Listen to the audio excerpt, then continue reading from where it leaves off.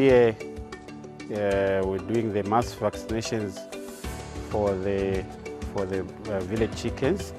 Last year, in the last quarter of the 2024, Mushingashi Conservancy had given out some village chickens to those beneficiaries that were identified with the local leadership here.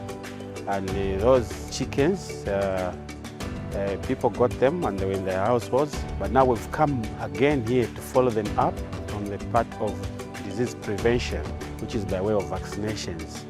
So we are doing 2 vaccinations. We're doing Newcastle vaccination and fowlpox.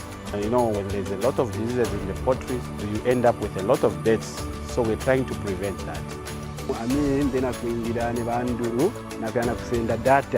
So kinakwitu kwasha kumona bakazoro batambura muki ne babura kutambura muki pakubamba tumone tusakwikara burongo mu community mwetu abiziki tukwasha kuyuka etwafa ino bakuyingira kufuma mu mavag zonse aji 5 ne namba ya kupakupwisha tuwibuke mbaga twayingira muiwe mwingire twajinga nanji ibibye ne byashara ibibye pakubamba tumone community yetu ikwasha pakubamba pashara next time pakuya mukuba bikwabo pakavure kompendo.